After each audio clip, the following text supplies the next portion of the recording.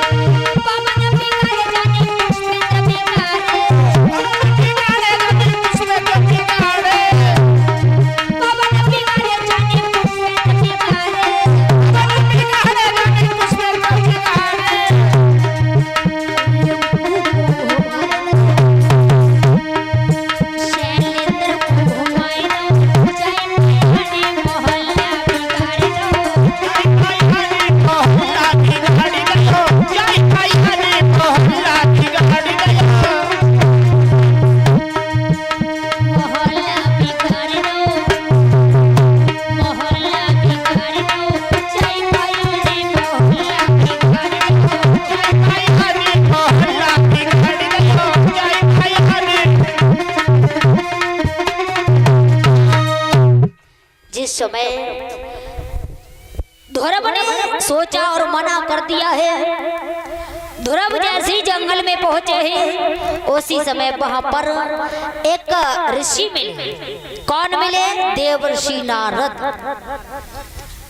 उन्होंने कहा, अरे बालक तू कौन है और अंदर मत जाना, और अंदर गया तो तुझे कोई रीछ वालू भेड़िया उठा ले जाएगा, इसलिए अपने घर के लिए चला जा। बोले नहीं जाऊंगा क्योंकि मेरी माँ ने मुझे पठाया है। दिमाग में झटका लगा नारद के, हो सकता है ये उसी का लड़का है। बेटा तुम्हारा क्या नाम है? बोले ध्रुव। माँ का नाम सुनीति। अयोध्या के रहने वाले हो ना?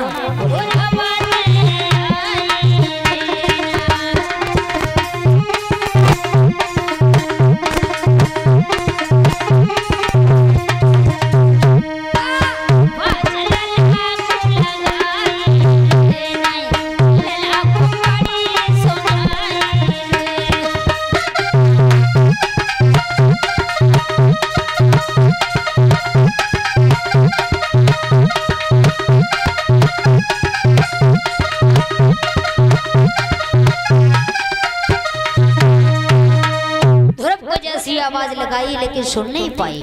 उसी समय पृथ्वी में ठोकर मारी है और ध्रुव ने आंखें खोली है। ध्रुव सोचने लगे हैं ये तो चेहरा और मुझे मूर्ति वही दिखाई दे रही है जो नारद ने बताई। उसी समय हाथ जोड़े और पैरों को छुआ है ध्रुव ने। देखा उसी समय और पैरों को छुआ, जवाब दिया है कि प्रभु मुझे इतना ज्ञान तो नहीं जो तुम्हारी स्थिति कर सकता हूँ। तो गाल से शंख को छुआ दिया, ज्ञान हो गया। उसके बाद परकम्मा लगाए, हाथ जोड़े और स्तुति की है ध्रुव ने। भगवान विष्णु बड़े खुश हुए हैं और जवाब दिया, बेटा तू मुझसे कुछ वरदान मांग ले। तो जवाब दिया, मैं क्या मांगू, मुझे कुछ नहीं चाहिए। उसी समय ध्रुव ने जैसी सुना है तो हाथ जोड़ करके ध्रुव बोले हैं कि हाथ जोड़े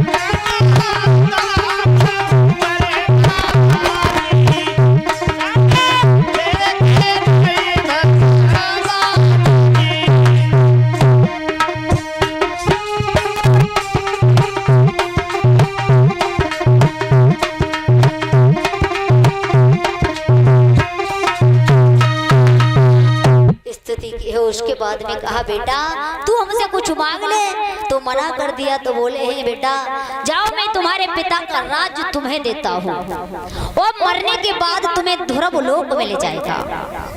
अपनी बूढ़ी मैया को देखो उसका क्या हाल है। जवाब दिया दीनबंधु चला तो जाऊंगा पर मेरी आंखों से दूर मत होना, इस तरह से उन्होंने कहा है।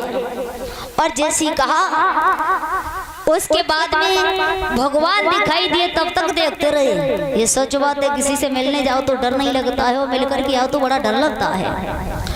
ध्रुव को दिखाई दिए तब तक चले आए और ध्रुव जब दिखाई न दिए तो भगवान विष्णु वहां से अंतर ध्यान हो गए।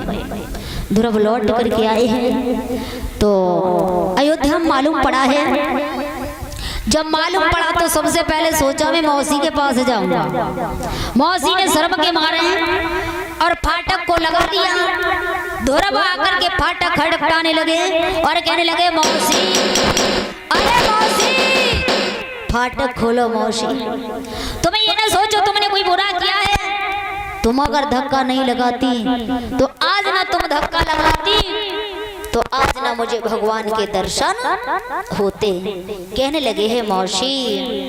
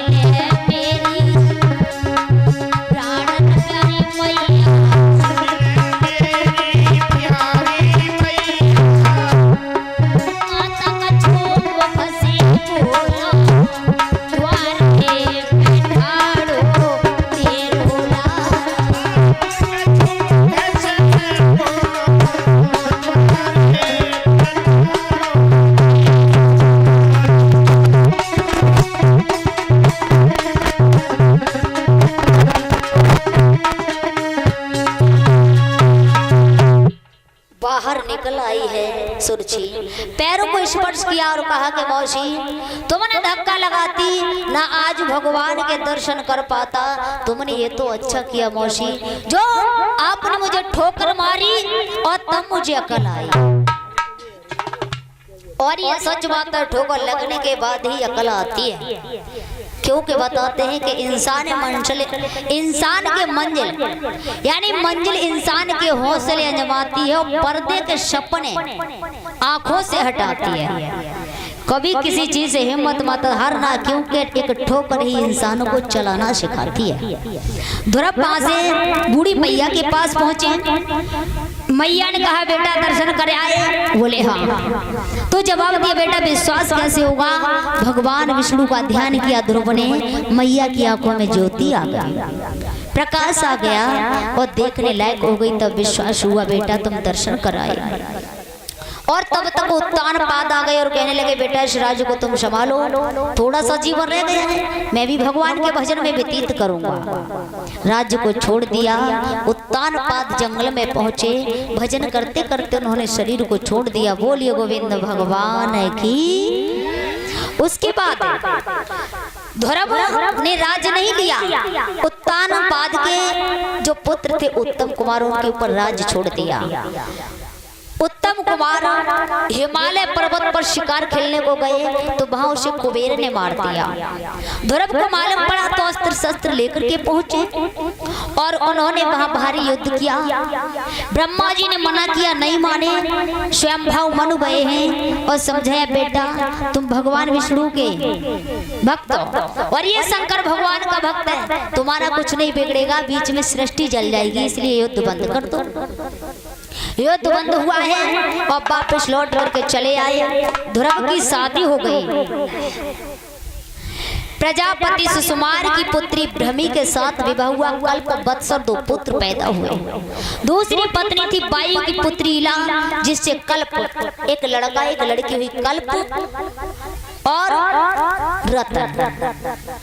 इस तरह से 2 पुत्र पैदा हुए हैं, उत्कल और रतन। उत्कल को राज्य दिया, 36,000 वर्ष राज्य किया ध्रुव ने, और उत्कल को राज्य दिया है। अपनी बूढ़ी मैया को लेकर के जंगल में चले गए, भद्र का आश्रम। उन्होंने भजन किया है ध्रुव ने। भजन करते करते और अपने प्राणों को छोड़ दिया, अपने शरीर को छोड़ दिया। बोलिए गोविंद भगवान की। अब मरने के बाद ध्रुव को ध्रुव लोक मिला। तो आज भी वक्त तो देखा जाए, वही ध्रुव एक तारे के नाम से प्रसिद्ध होने लगे। अंबर में देखा जाए तो हर किसी को दिखाई नहीं देते हैं। जो जिनकी मृत्यु होती है उन्हें 6 महीने पहले से दिखाई देने लगते हैं उत्तर साइड में। इस तरह से मरने के बाद ध्रुव के लिए ध्रुव लोक मिला था।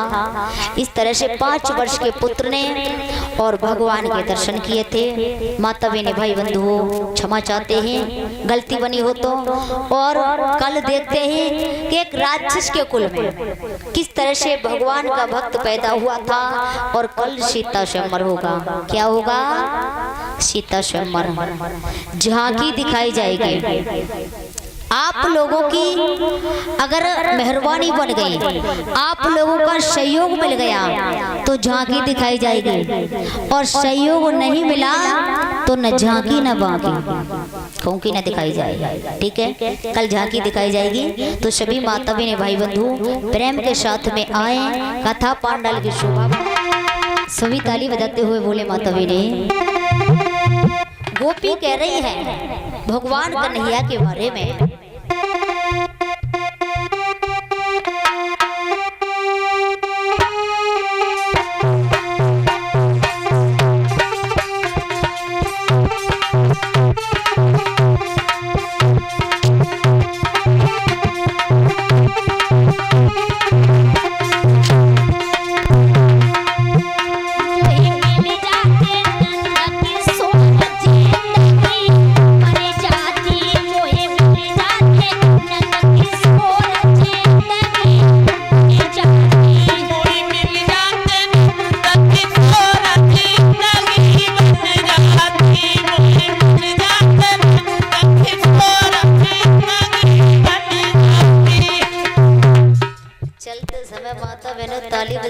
तो बोल रहे हो है?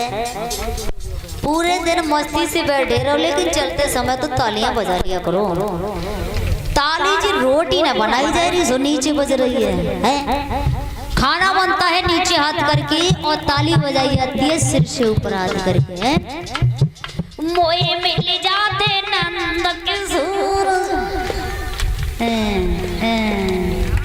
वारे वाने आल फर गए हो।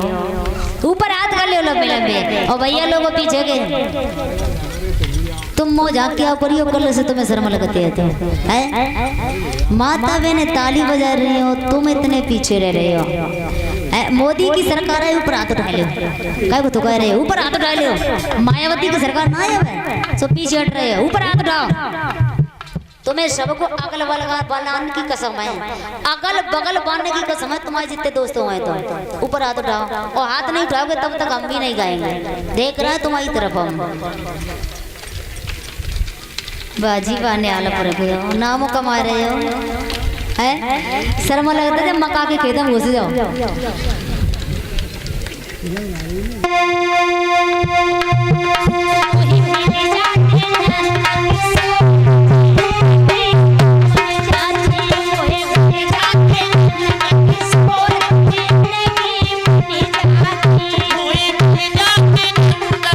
Oh